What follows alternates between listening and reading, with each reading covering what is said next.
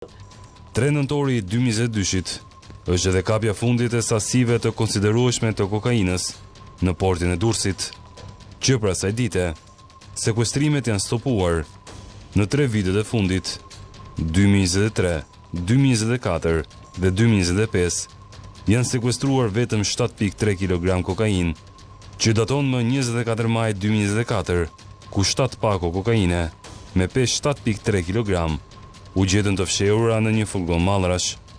Çfarë do të thotë kjo? Ky fakt hap disa skenar dhe pyetje që i shtron çdo qytetar. A do të thotë se trafiku nuk kalon nga porti i Durrësit, apo se kalon, por nuk zbulohet?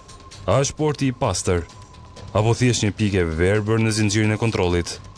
Sepse paralelisht me këtë, brenda territorit shqiptar, policia kap kokain, spak zhvillon hetime, goditje rrjetje shpërndarjeje, droga është aty, por hyrja e saj mbetet e paqartë. Porti i çar apo rrugë alternative. Sasia që grupet kriminale dhe personat që merren me tregtimin e lëndëve narkotike posedojnë dhe është në qarkullim në Republikën e Shqipërisë është shumë herë më e madhe se ajo e sekuestruar nga policia dhe se janë shifra që asnjëherë ne nuk i kemi përafërsisht eksakte sepse asnjëherë nuk mund ta dim, por duke parë sasinë që mund të futet dhe asaj të sekuestruar është jo proporcionale. Sepse në momentin kur kompania e cila vendosi skanerin në port, ky akses ju dha një kompani amerikane, krijoi një shqetësim, sepse nëse ti e kaloje kontejnerin me ngarkesën e kontaminuar të kokainës në skaner, skaneri e zbulonte dhe bëj një problem shumë madh sepse shkonte në identifikim e deri në ndjekje të gjithë ngarkesën. Një nga hipotezat është se rrjetet kriminale kanë shmangur portin dhe përdorin hyrje nga Italia me mjete të vogla detare, rrugë toksore nga Europa përmes Ballkanit, magazinim të përkohshëm jashtë Shqipërisë dhe futje me sasi të vogla, por edhe këto rrugë në një mënyrë ose tjetër lidhe me portet. Dhe prandaj porti i Durrësit është vazhdimisht shumë i rëndësishëm. Pra, kush kontrollon portin e Durrësit ka aksesin kryesor.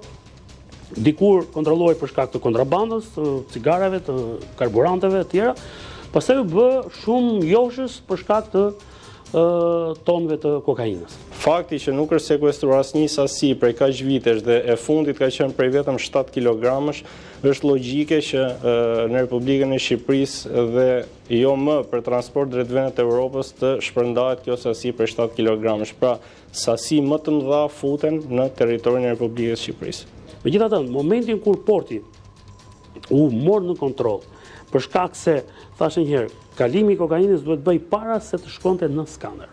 Skaneri po tregonte që kapte deri dhe bukun që kishte shoferi kamionit brenda.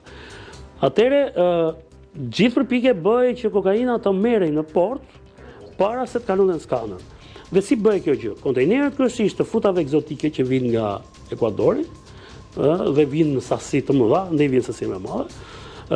Ato kompanitë kryesore që importojnë andaj marrin një sasi konsiderueshme kontejnerësh. Dhe këto kontejnerë kur zbarkojnë në Durrës qëndrojnë aty për ditë deri dhe me javë të tëra, sepse kompanitë e futave egzotike i tërheqin një nga një kontejner. Pra tërheqin 1 ose 2 kontejnerë në javë në mënyrë që të kenë mundësi të përpunojnë. Kontejnerët që vinë nga Amerika Latine me futa egzotike janë kryesisht kontejnerë frigoriferik. Dhe mënyra se si kokaina futet brenda tyre është në 2 forma. Është në pjesën e jashtme të kontejnerit, pra në pjesën frigoriferike ose në paretet anësore, gjë që do të thotë që kokaina është futur gjatë kohës që kontejneri ka qëndruar në port, në vendin e nisjes, pra në Guayaquil. Dhe kjo gjë bëhet në pjesën e portit atje dhe kokainën ti duhet ta tërheqësh pa shkuar në skaner sepse skaneri e tregon. Hipoteza tjetër më shqetësuese është se droga hyn përmes ngarkesave të lishme, kalon pa u zbuluar dhe shpërndahet më pas brenda vendit. Autoritetet deklarojnë përdorimin e skanerave, analizave të riskut, bashkëpunimin ndërkombëtar, por a mjaftojnë këto? A kontrollohen të gjitha ngarkesat me risk të lartë? A ka kapacitete reale për të përballuar volumin, sepse krimi organizuar evolon më shpejt se burokracia?